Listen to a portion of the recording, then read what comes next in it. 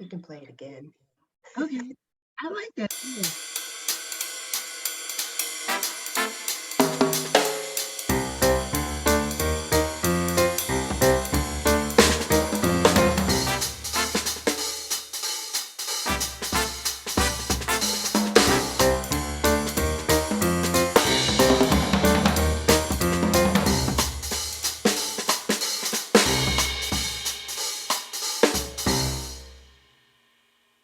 Good morning. Good morning. Good morning. One more time. One more time.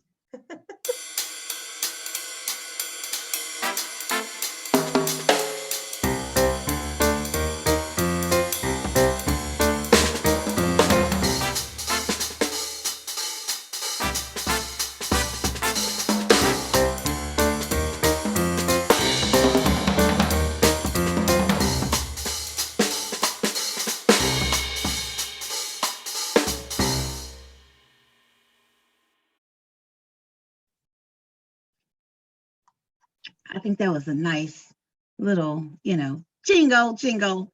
Michelle, good morning. Good morning. How are you? I'm good. Do you have your coffee? I have my coffee. I have hot chocolate today, actually. Oh, yeah, here's my coffee mug. Oh, you got your coffee mug. Yeah. It says institution. It's the Smithsonian. Oh, it is. Oh, wow. It lists all the nice. Smithsonian museums. Oh, that's a nice coffee cup, Michelle. Yeah. You're being a little bit bougie this morning. Okay. Yeah. It's a good morning. Iowa. Oh, well, Utah. I don't know why I said. Well, we do have someone from Iowa here, but so how has February going into March been for you? March is an interesting month. I've never been a fan of March because I actually was looking at my Facebook memories yesterday, and like 10 years ago, I said, I think March is the month of false hopes. And I feel like maybe that's just March for me.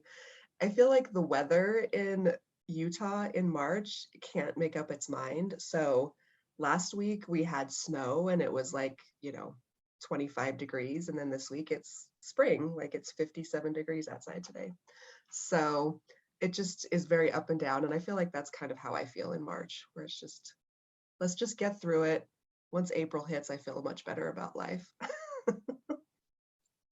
Yeah, I kind of feel the same way. I'm gonna take everything that you said and just go with that. So, you want to catch us up on some news on your end, and then I'll chime in.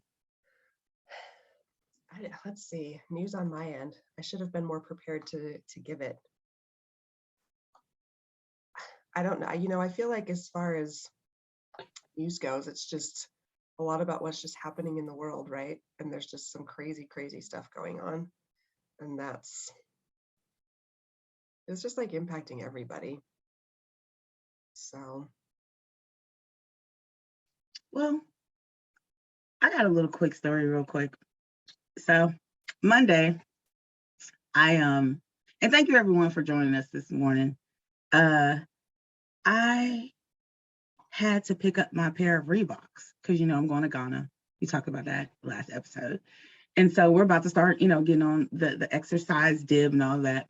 So I ordered these just wonderful Reeboks, and I get an email from my postal annex telling me to come pick them up.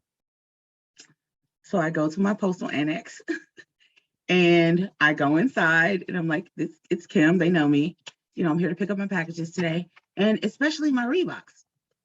And so the lady that normally helps me was like, Kim, let me see your phone real quick because we don't see it in the back. And so I was like, okay. So she looks at my phone. She's like, oh, they put the wrong suite number. So I'm like, oh my God. So where this is located, it's like a lot of businesses. And then there's a grocery store, an H-E-B. So she was like, well, just go to the H-E-B. I just looked it up and that's the suite number. So I just had to walk out the building and go right around the corner. So I go into H-E-B, and H-E-B's like at the front desk, ma'am, we did not get a box of Reeboks here. Hold on, let me check that address one more time. So they told me to go to this liquor store, which is like adjacent to the H-E-B. Okay, so here it is, people. Here's America. So I go inside of the place where, you know, you can buy whatever you want to get wherever you want to be in life. Walk in. Hi, my name is Kimberly. Reebok. Drop my tennis shoes off here. I'm just here to pick them up. Can you please check to see if you have them? So the man looks under the counter and he sees the box, gets the box, and then he says, what name is on the box of the shoes? And so I was like, I believe it's Kimberly Keaton. Like, I'm like, these are my tennis shoes. What you talking about? And so then he goes, oh no, that's not on the box. I'm like, okay. He was like, it's a business name. I said, oh, Novella Media. Let me show you my business card. Well, your name is not on your business card. That's it, people. We're going to leave it alone after that. He said my name was not on my business card, and he did not give me my tennis shoes. He told me he was sending them back to Reebok. So I had to go in my car and call Reebok in the heat in Texas because it is 80 degrees now. And yeah, but lo and behold, fast forward, God has a way of, you know, messing with people's minds. I get another email 2 days later. Same man takes my shoes to the postal annex. I pick up my tennis shoes yesterday and I have a free pair of new tennis shoes coming today. You see how God works, people? That's karma. Yeah. That's the news. That's the news. That's the news. That's the news. That's the news. And you've been on spring break this week. Yes. You lucky thing. Yes, I'm going to see Cat Williams Saturday. Yes, tomorrow. Excited. Very, very excited. Yeah, your news is way better than mine. Well, you know. Well, we can get started with, I just want to introduce the theme and then our guests. So today we are talking about women archivists in their spaces, and we're really excited to have Anna Holland and Alex McGee, and they are the co-chairs of the women's collection section. So we're really thrilled to have them here. We decided to collaborate and have them join our podcast because this month is Women's History Month. We've got our women's archivist section and women's collection section. So we want to talk a little bit about women archivists and their spaces in the context of Women's History Month and celebrating women. So I am just going to give a quick bio of both of them. Let me make sure I can find them. All right, so Anna is the associate curator for the Iowa Women's Archives. So she received her bachelor's in history from Augustana College in 2013 and a master's in library and information science and certificate in book studies from the University of Iowa in 2018. She's worked for the Iowa Women's Archive since 2015 when she began as a graduate research assistant. She's continued to grow in her knowledge and appreciation of women's and Iowa history over the past nearly 7 years, and has shared this through public talks on topics such as women's suffrage, lesbian feminism in Iowa, and women administrators at the University of Iowa. Her favorite part of her job is working with students and helping them become confident researchers in the archives. And we've been talking with Anna about different events that she's been trying to sponsor and manage with Women's History Month this month at her institution. So welcome to Anna.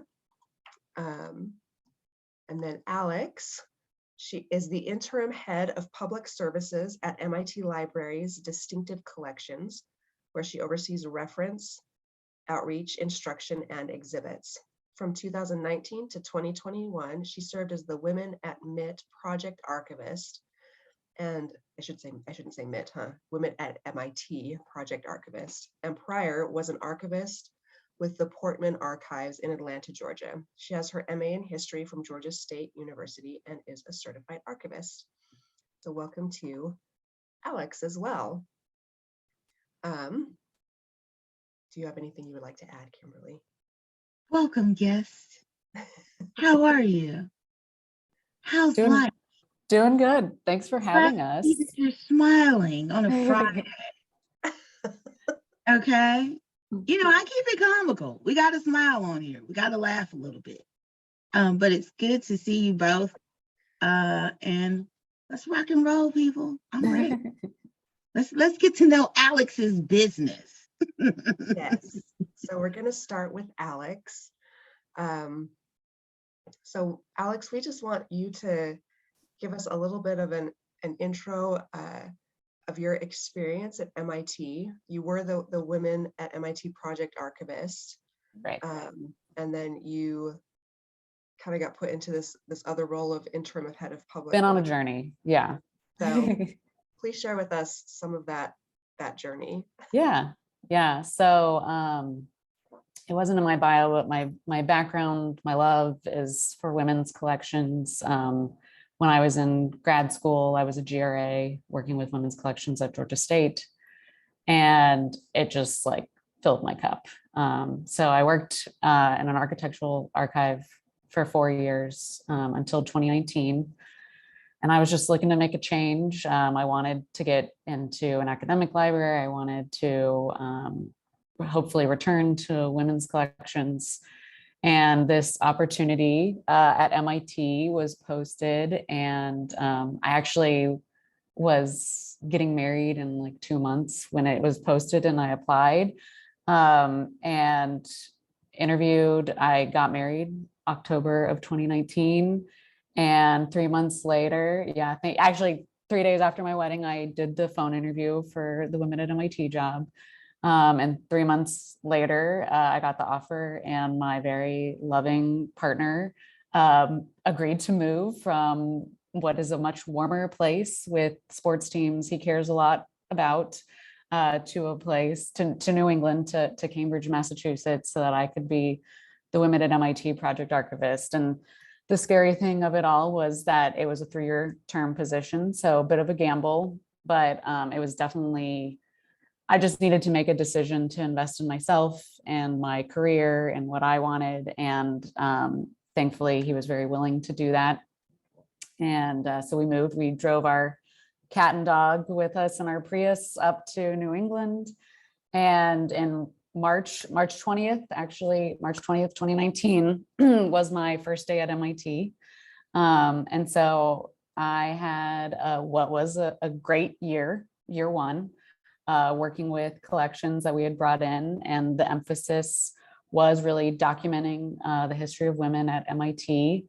MIT has a really complicated history with women, and so they actually admitted the first woman in like the 1870s, Ellen Swallow Richards, who was studying chemistry, but it was under home economics. And so that was the acceptable way for women to enter MIT. And then they had a lot of one-offs here and there, but it wasn't until the 1970s that they actually changed the housing policies on campus that allowed women to attend MIT in greater numbers. But that didn't fix everything. Obviously, women had a very complicated time here. And in the 90s, there was a group of, it was the MIT 16 that would actually meet in secret. They were faculty members here, and they were meeting in secret and comparing notes and collecting data, the square footage of their lab spaces, how much money they were getting for their labs, and comparing that to their male colleagues who were younger, earlier in their careers, less experienced. And they basically proved that they were being discriminated against. And there was a study that came out. And in 1999, it was on the front page of all the big newspapers, where basically MIT admitted that they had essentially discriminated against women faculty in the sciences, particularly. So obviously, not an easy kind of period to document, and working with these women I worked with the initial group to bring in their collections. And, they had a lot of complicated feelings with MIT being the place for their materials, and could we do right by their materials and be fair. And it was a really great first year. And then I actually celebrated my 1-year anniversary. That was the first week we were all remote due to COVID, that when we thought we were going to be home for 2 weeks. And And so as a person that was then one year into their 3-year term, that was very stressful. I think my response to the pandemic and added uncertainty was actually to double down and think, how can I move my project forward even from my dining room table? And so year 2, I actually launched a research fellowship called the Women at MIT Fellowship. And we actually just celebrated the announcement. The first round of fellows actually created a video game using the materials from the Women at MIT collections. Yeah, and so that was really, I mean, we facilitated an all remote experience. One of them was in Mexico, another was in Rhode Island. And so they never came to view materials in person. We did, I had a hover cam and we were talking about things over Zoom, and we would image things and get the files sent to them. And it was a really intense but awesome experience. And I think it was in February of 2021. So the end of my second year in this term position, I was asked to move over to be the interim head of public services. We had some staffing changes where we just had a lot of gaps. And, I appreciate the opportunity. I am actually still term. So they extended my term through June of next year. So yeah, we'll take it. But obviously still a stressful thing. Contingent labor, very common I think it's becoming more common in our field, depressingly. And to be in a leadership position for my department and be contingent is certainly stressful. And so we actually recognized that there was still technically 1 year left on my Women at MIT term. So we actually hired another person to fill that role. And I'm really glad to say we initially were expecting them to approve it for 1 year, which stinks for a term position. And they actually came back and approved a 2-year term. So I'm very excited for that person. That's like very happy. I'm very happy about that. So they actually just started. And so working with them to kind of move the Archival initiative forward, from my role, supporting them and seeing where we can take the collections. Under me, we actually identified that we wanted to expand it from not being just women, but also collecting trans and non-binary folks as well under the initiative. That's amazing. And it's Thanks. so great to see that, right, like those collections are already being used, right, with the fellowship. And will there be, so the fellowship will continue like every year there will be fellows. So. Yeah, so yeah, we're going to be preparing for another round later this year. Yeah, so having those collections be used through that fellowship and kind of be. And we got the added bonus of digitizing stuff for them that we could then put online for our users. So it was like win-win all around. Right, that's awesome. I love this idea of just having, right, there's this discrimination, like there's this really sensitive sort of history, but then they hire someone to manage all of these collections. And it sounds like you weren't just, processing these collections, but you were actively working with people to, these women to bring their collections in. I kind of want to hear more about that experience, just like bringing those collections in, thinking about, women at MIT, like what would this collection look like? Yeah, I mean, I think, we started with that initial group of 16. And a lot of them are, that was in the 90s. So they are the group that are retiring now. And, I think I mentioned this, they had a lot of complicated feelings about MIT.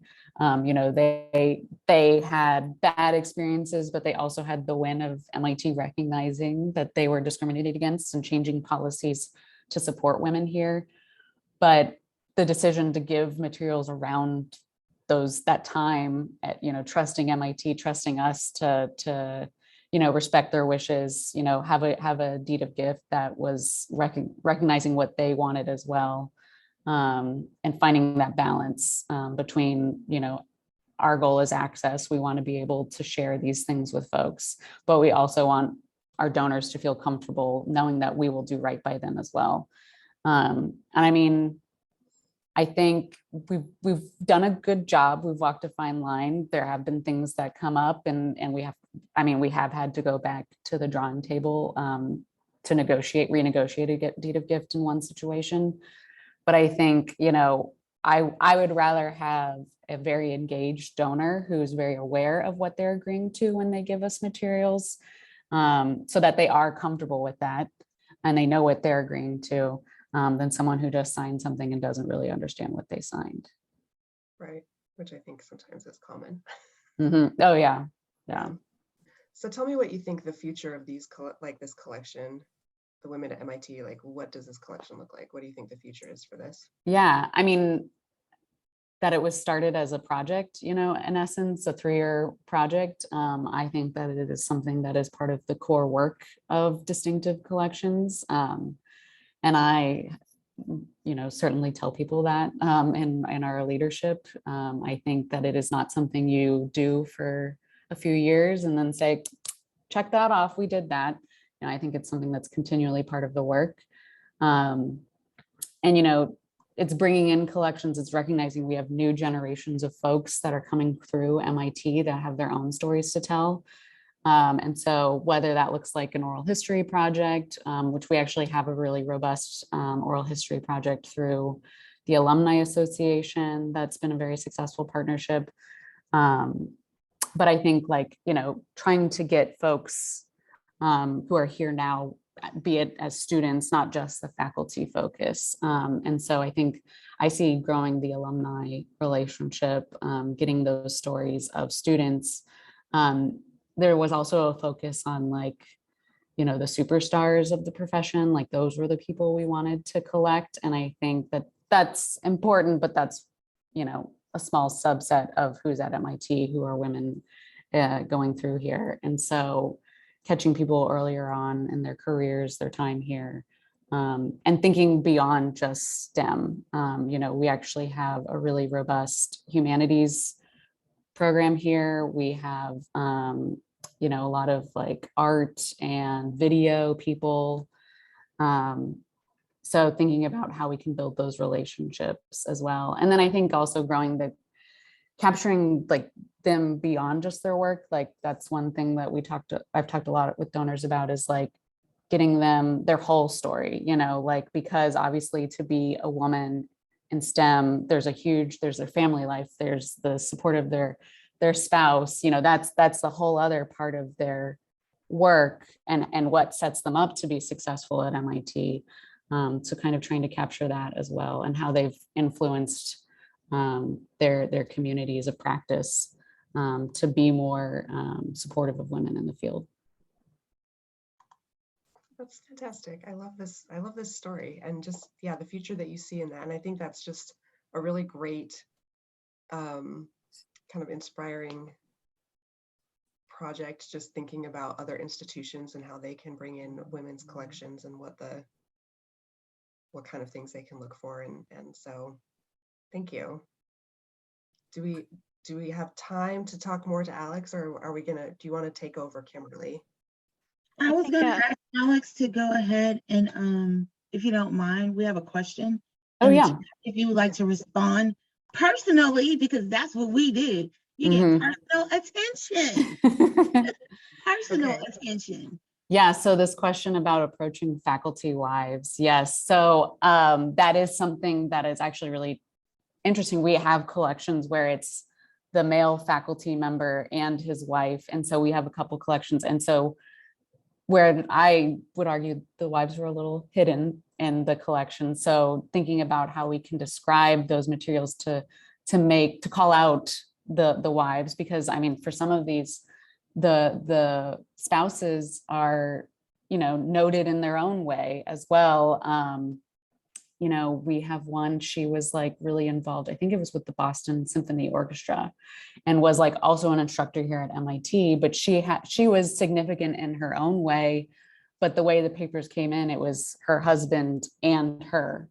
and she wasn't as called out. So thinking also about, can we have those kinds of relationships as we're approaching people, but then looking at what we already had and improving the description to better describe those kind of hidden collections that we have for women. Yeah, this is Sarah, and I was the one who asked the question. We were actually just having this conversation this morning because my daughter is thinking of going into the sciences and mathematics. And the conversation that we had was that a lot of the women that I knew growing up were working scientists who were publishing, but they never got like senior authorship. They never had their own labs. They're all of their funding and work came through the conduit of their relationship with their partners, their partners. And how do you pull that out either through description or seeking out their original contributions? Yeah, I do think the seeking out piece is kind of really important. And we amended, there was a version of the project description when I came in, and we amended it to say that we do want those other stories, because I think you approach folks and they're like, you want me? You want my stuff? Like, I'm just one person, and saying, your story matters, you contributed, and recognizing that. And especially in the STEM field, a lot of people are working on things that end up being groundbreaking. It's not really just one person. There's lots of folks in their labs that are part of these discoveries, and their story is important too. And I just had another a related question, which is, you mentioned the Humanities Institute, and I'm wondering how collaboratively your program works with other programs in terms of funding or project idea development and that sort of stuff at the university. So MIT is kind of unique. I mean, we have I think we have the second largest endowment in the world. And so in terms of funding, we have two main donors that have supported the Archival initiative in particular, and then the Institute has matched that. We are working to work with development to kind of go out and seek more, develop projects, scope projects that they can take to donors to support. In terms of working with other humanities folks, I mean, in my public services role, I'm working with a lot of faculty on they have projects we do South Asian alumni. MIT has a lot of South Asian alumni coming to the Institute that have gone on to be very successful, and kind of tracing the pathway from South Asia to MIT. We have an MIT's Indigenous history. So we have a lot of relationships, and I think Women at MIT is under that umbrella. It's, woven into those kinds of research and courses that we're supporting. And so that is part of why I got brought over to public services, so that I could do that and push that more in that work. But yeah, in terms of fundraising, I mean, we have our development office that we go through, and it's very much scoped for specific projects that they can take to donors to say, this is how much money we need to digitize this collection. Thank you so much for having me. I think that is all the time. I don't want to take all the time from Anna, but thank you so much for having me today. Thank you. Yeah, I just want to make one comment, and then I'm going to turn it over to Kimberly and Anna. But talking about this whole idea of the wives of and kind of finding their stories. I work at a religious institution, and it's the LDS Church, or the Mormon Church, and it's kind of a very patriarchal sort of structure. And this year we've actually decided to collect more women's history.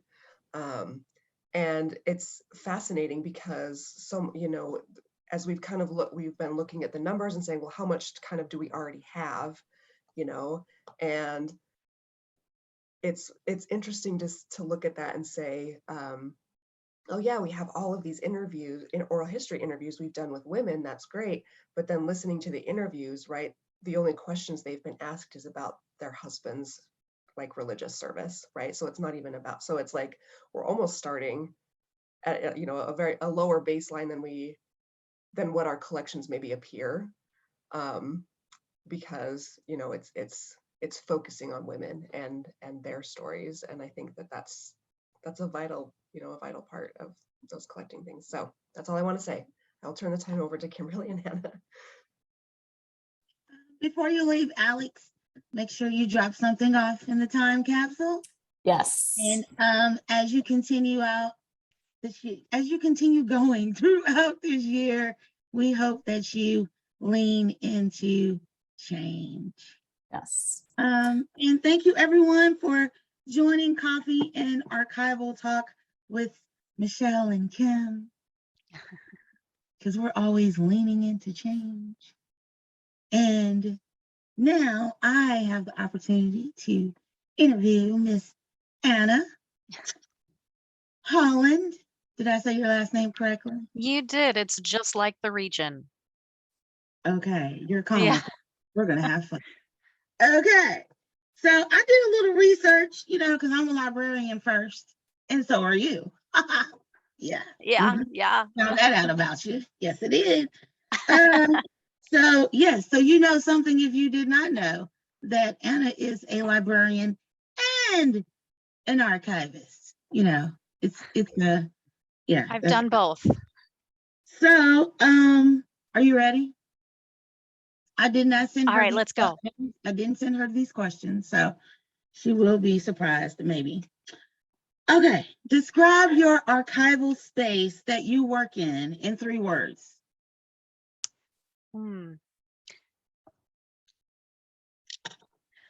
She's looking. Messy is the first one. Changeable and fun. Okay. Messy, changeable, fun. I like it.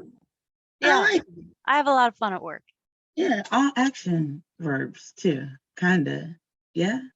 No? I guess I'm an action woman. I don't know. So tell us more about how you operate on a daily basis as the associate curator of Iowa's University Women's Archives.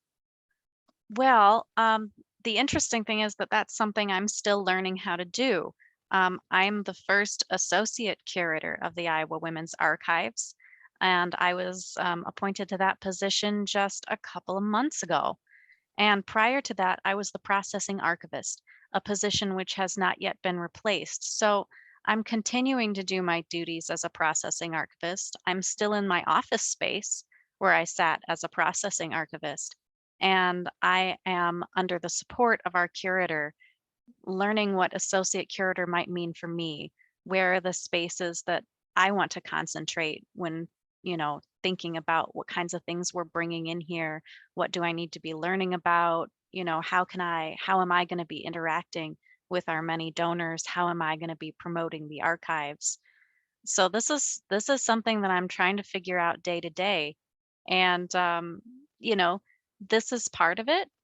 And last week I gave a talk for the Iowa State Historical Society about the history of the Iowa Women's Archives. This year is our 30th anniversary. So promoting the archives is something that I'm learning to do. And I do a lot of class instruction as part of my job. So I feel like I'm becoming more front facing is one thing that's changing. And how long have you been, I'm sorry. Yeah, go on. How long have you been in the profession? That's kind of squishy. So I came here in 2015 as a GA, and I was part-time for 3 years, and then I was made full-time in 2018. But prior to that, I was the main librarian or library assistant for Scott Community College in Bettendorf, Iowa. And part of my job there was to create a special collections from scratch. So along with everything else I was doing with reference and instruction, I was creating policies for this archives, processing collections, trying to get some basic preservation measures in. So, I've been doing that. I did that for a couple of years, starting in, I think, 2013. Okay. And prior to that, I was a contract archivist for this random woman that one of my professors knew. So it's something I've kind of been easing into since 2012. So I guess because I have bullet points under this question about your operating on a daily basis as an Mhm. associate curator. And when I was researching you last night, like I was an FBI agent, because I just That- really wanted to know everything That's about not you. creepy at all. I, as you know, I'm a librarian first. That's Yeah. how I came into the archivist role. And I personally think that it's cool. We're rock stars, librarians, all of them. Absolutely. And I want to know how that skill set plays a part in your job, because it's two different skill sets, being a librarian versus being an archivist. So Mhm. do you see some of those skills as a librarian playing into the role that you have now, or have you just, I'm no longer a librarian, I'm an archivist associate curator? Is that how you go about it? No. I just I use the skills that I think are best for the job on a day-to-day basis. And I think the places where they overlap the most are probably in reference and in public facing stuff. So I am still on the reference desk sometimes. I'm training our student staff to be on the reference desk. People, sometimes think of librarianship as like a quiet profession, and I am way too loud to be a librarian. So it's a good thing that that's not the way it actually is.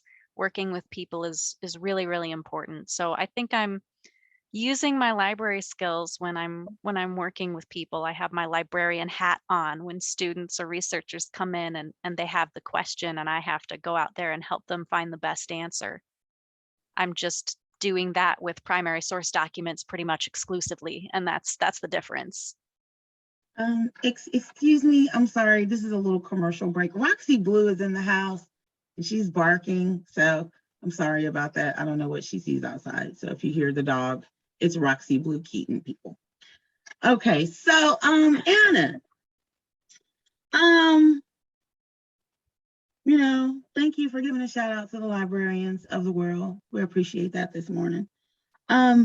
So in the role that you have now, and I know it's been, you just got into the role, and perhaps you may want to answer this question going into the future. Maybe not. Maybe it's already taken place. What is your role in advocacy for underrepresented groups in this space?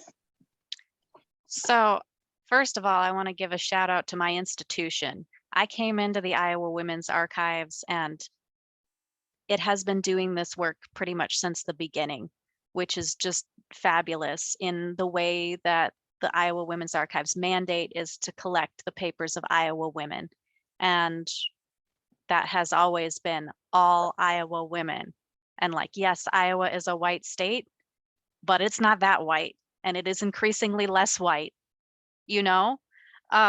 So when I came here, it had been over 20 years since the Iowa Women's Archives embarked on the African American Women in Iowa project and had done oral history projects and had collected papers, mostly to do with women at the university. And after that, they were doing rural women, and rural women are underrepresented in their own way. People tend not to think of people who work the land or work with their hands as the people who are doing things that are historically significant and should be in here. But that's a big part of Iowa history, you know? So that was a project that happened as well. The Mujeres Latinas project started in, I think, 2005. So that had been going on for 10 years when I got here. And there are over 100 oral histories with Latinas in this state and a pretty robust amount of collections covering a variety of neighborhoods, professions, activism that has to do with Latinas and their families. And we had just embarked on a Jewish Women in Iowa project when I started here. And each of these projects came with some funding to get a project archivist to come in and work with donors and bring things in. And they also came with an ongoing commitment. So part of my job when I come here is, first of all, to learn about all these collections and then to advocate by bringing them out for anytime somebody visits a class, or if a researcher is coming in here, it's my job to say, we've got this and this and this, and here are some Black women who did this and this and this, or did you know that we have dozens of Latinas papers, or we have Spanish language material, you know. So that's part of my job, is just to know that stuff and bring it out when we have people who come in here, and to also talk about it with the public. One of my first public talks that I got to do was at the Intergenerational Lesbian Conference in Iowa City, which was to give queer women an opportunity to connect with older lesbian women who could be role models for them, because they were finding a lot of young women, you know, they meet with people in their own age group, but it really makes a difference to have someone who said, yeah, I was you, and here I am being a successful person, you know. And so I gave a talk on lesbian feminism in Iowa City, and it took off, and other people have asked for the same talk, you know, and I see these things being used. So doing that kind of work is really rewarding for me, and I am definitely building off the work of the archivists that have been here before me. And you know what I really appreciate from what you just said, which was very, very clear, a lot of clarity came out of that for me, is how you just said the names of the communities: African American, Hispanic, Asian, versus saying people of color, because we didn't all go through the same things. You know, It's apparent when you work with the collections. Yeah, like, so I really wanted to bring that into this show, that we call out these groups, that we just don't lump them all together and say people of color. Yeah, and I have all unique stories. So as it pertains to the American fabric, so I think that was very important in what you did, and I really appreciate that. and Personally, we are not finished, you know. Part of the thing about naming different groups of people out individually is that I can't say, oh, we've got the people of color umbrella, and you can just Right. assume that has everything. right. We are still hoping to collect more papers in the realm of Asian Americans, and we are still hoping to collect more when it comes to Native American women. And you know, we have a large amount of a recent immigrant population of Muslims from African countries. You know, these are things that we have to keep an eye on, and as those women are becoming more influential, these are things that we have a mandate to collect. So what I want to do now is get a little bit in your business, your personal life. Oh, please do. Are you ready for this? Are you ready for this? I mean, I already heard about your Reeboks, so I feel like I know everything about you. Oh, yes.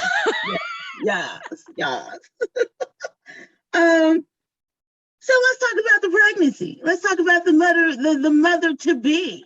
Yes, the mother to be. Let's talk about that.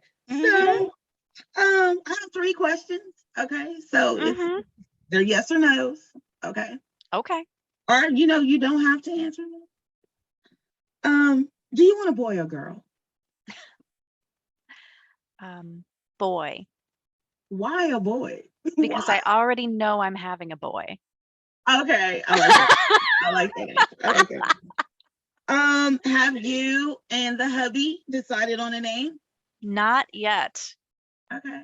All right. Okay. How do you see being a mother fitting into your work schedule in the future? It's gonna be rough. I like these answers. To the point. Okay. Would you like to elaborate a little bit? Sure. Yeah. This is gonna be, I'm gonna be a first-time mom. So this is gonna be a big change for me, and it's gonna be a challenge that I have not had to meet before. And I am, I see other women do it, and I look at them and I am like, how though?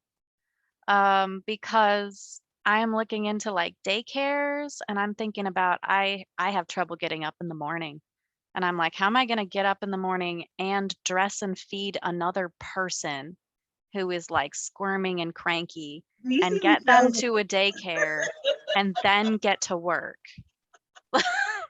My co-host and her faces are basically explaining what you're talking about to our guests right now. I feel it's one of those things. Yeah, it's just like I just have no idea. I have two. I have a 7-year-old and a 4-year-old, and I just have to say, like, it gets better because on Monday morning, the 4-year-old came into my room and he had dressed himself. First time ever. He had just like gotten up, gotten dressed, and walks in, and he's just like, "I'm ready." And I was like, "This is better." It only took 4 years, right? Took 4 years, you know, but yeah, I mean, it. I don't know. My You advice. didn't cry? Did you cry? Like, no?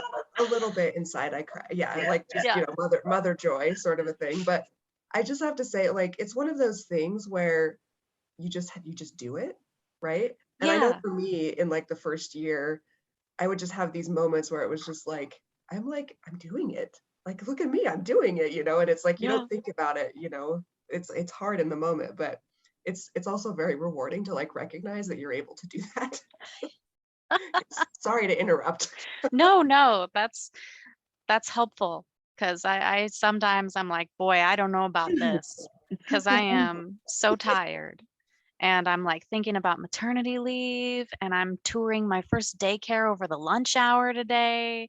And I'm just like, I'm going to come back and I feel like, you know, they're going to give me 12 weeks of FMLA because the state of Iowa does not guarantee any maternity leave. Wow.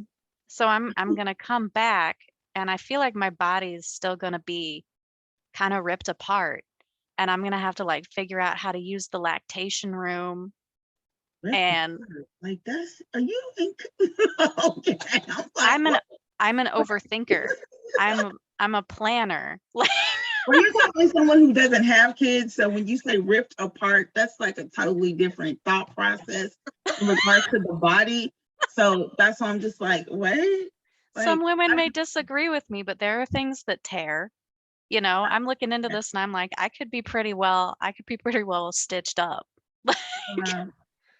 okay, so I'm gonna go ahead and get to the next question, and it'll be my last. Mhm. What does leaning into change feel like still in a pandemic for you in your space? Oh, well, It's a heavy one.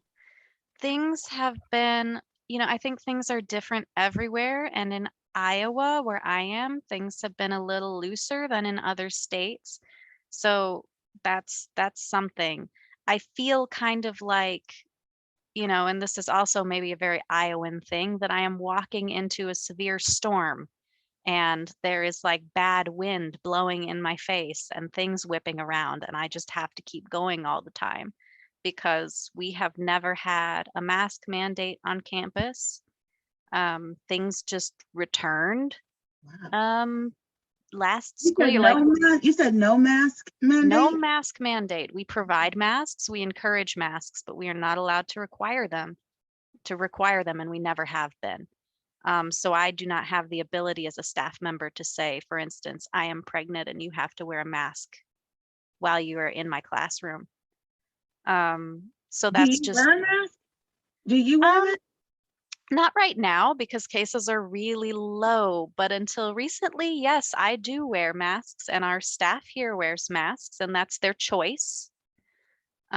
So yeah, that's been my situation. It's a little scary sometimes. It has been, but it's also like I worked from home for a long time and I was grateful to be back. So there's mixed feelings, but it's definitely like it's that storm feeling where you're like, yeah, I could probably get through this, but it's a little dangerous. Well, to end on that note, Sorry. I'm just gonna say this. We're glad that you showed up today. We're glad that you came along and talked about the baby a little bit. Yeah. Shared a little bit about your archival space. Talked a little bit about being a librarian as well.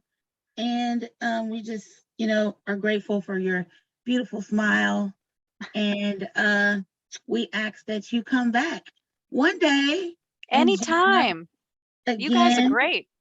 With the coffee and archival talk, leaning into change. And now we are going to open it up to our audience, because they may have questions for you or for us. Hopefully you don't have any questions for the co-host, because it's spring break for Kim Keaton. So we will open this up. If you would like to turn on your cameras, you can. If you want to raise your hand, you can. And we will recognize you. We have April Anderson Zorn, who's a member of our steering committee, who's facilitating our chat. So we're going to turn the time to her. And yeah, you can drop your questions in the chat. There was a question, Anna, that I will pose to you. Alex had to leave us early. She's in the middle of, she's in head of a search committee. So she's in the middle of interviews. So she had to step out a little bit early. But Anna, I don't know if you would be willing, if people are interested, to give your contact information. So if people have more questions, then we have time for it. Absolutely. I will just put that in the chat for everybody. Thank you. And then Answering questions is part of the joy of my job, so feel free to reach out. And you know, the one thing I've noticed, I'll say that at the end, probably at the annual, when we do the last show for the year, because it's like a startling difference between librarians and archivists. I'm just observing. I'll say it later. Okay. I don't know, having been both, I don't know if I feel it as acutely. I will say my mom is a librarian.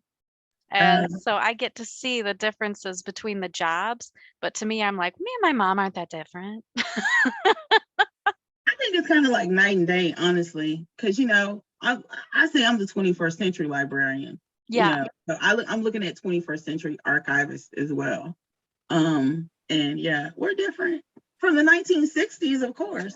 Oh, well, yeah. Like, yeah. I wear Ray-Bans. I don't know about anybody else. And my glasses change colors. So like, I don't know how people would interpret that in 1960 or 1955. You know. I've been wearing these glasses since like 2017. They're like scratched and I need new ones. Okay. But I'm too busy to go out and get new glasses. Oh. There's a really great book that's like, it's something like Librarians of the 20th century or something. Yeah. And it just is like profiles of people who are librarians. And it's fantastic. I highly that's recommend so it. fun. If anybody wants to look at it. Let me see if I can find the title. One of my goals this summer is to process the papers of a librarian that have been sitting in our storage for a few years.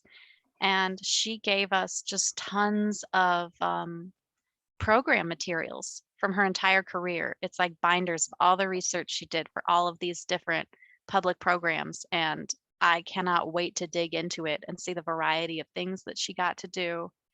But it's hefty. You know, librarians are savers. They really are. Well, I just want to let everyone know that Roxy Blue has joined the conversation too. Hello, Roxy. So if you see her ears, that's Roxy Blue. She turned 10 this year. And I've had her since she was 2 months old, but she has to have some type of attention. Okay. I love her. Yeah. Michelle, she may be a part of the show ever so often, just to let you know. You may have to chime in with us. I've got a question for you from Ebony, Anna. Ebony wants to know, what's the most interesting thing that you've ever discovered? I mean, discovered's kind of a tricky word, because when I find something in the archives, like somebody's probably found it before me, and like the person who donated it knows that they had it. The person who processed it described it at some point. But the favorite new to me thing, my current favorite new to me thing in the archives right now is we have this big box. And I was looking at it and I'm like, what could possibly be in that box? It doesn't look like papers. So I open it up and it is a basketball on its own little stand that conservation made for it. It's like propped up in its own little way. And it's a 40th anniversary Title IX basketball, like a commemorative basketball. And this year is the 50th anniversary of Title IX. So that was a really fun find for me. And it's my new favorite thing to get out for classes. But, next year I'll probably have a new favorite thing. Well, that was probably a clue that you were going to have a boy. Yeah. I felt like I was going to have a boy. It just felt more real to me. And then they told me, and I was like, wow. I mean, granted, I had a 50-50 shot. Michelle, that book you put in there, I'm in that book. you really? No. Yeah, I am. Well, then everybody needs to buy it. Kimberly, it I didn't is. know you were famous. Oh, I'm a rock star, honey. What? Like, Google me. Like, seriously. My name is spelled lowercase k, highercase y. Yes. And my Yeah. dog is too. We all are. Everyone on here is a rock star because you chose to what? Show up for coffee and archival talk, leaning into change. And we didn't get to that aspect. So we have 3 minutes left. How are you going to lean into change for the rest of this year? Are you asking all of us, or are you asking? No, Anna. I'm sorry. Okay, I just wanted to make sure. Yeah. I think I'm just doing it. I think I'm leaning in day by day, and I am taking opportunities as they come my way. Is kind of the way I'm just trying to be open to what is going to happen. Like, this is my whole year has been finding out, like, I'm going to have a baby and trying to start a new job and just figuring out what that means. So, things come up, and I'm just taking it. We'll see where it goes. I want that spirit of adventure. Well, I would hope that everyone is listening right now and that you have a pen. Michelle and I had a conversation when we first started this, and Michelle introduced me to what she was doing on a yearly basis now, as far as living by one word. And so when she told me about that, like, I was like all over the place. And my word is evolve. So I offer that to you, Anna, and to everyone else who joined us today, to choose a word that you're going to live by for the remainder of this year, starting today. And let that guide you down this weary path that we're all going down right now. And that's all I have to say. I'm going to give it back to my co-host, Miss Michelle. Thank you. Anna and I were talking just briefly before we started the meeting. Do you want to share what word you decided on, Anna, for this year? Yeah. So this one came to me last night. I woke up in the middle of the night and I just knew what it was going to be. Embrace. I want to think of it as like change comes up, and I am embracing it and kind of taking it in for what it is. Thank you. Yeah, make sure you add that to our time capsule.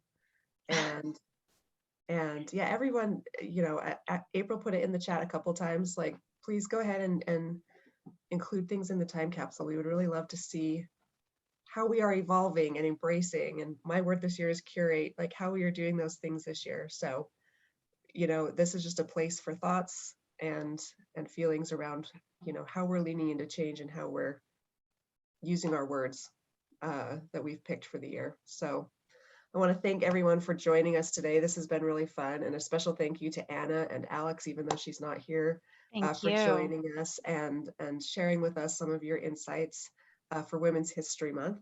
And we will hopefully see everyone again next month. It's going to be on the third Friday. I don't know what day that is. Hold on.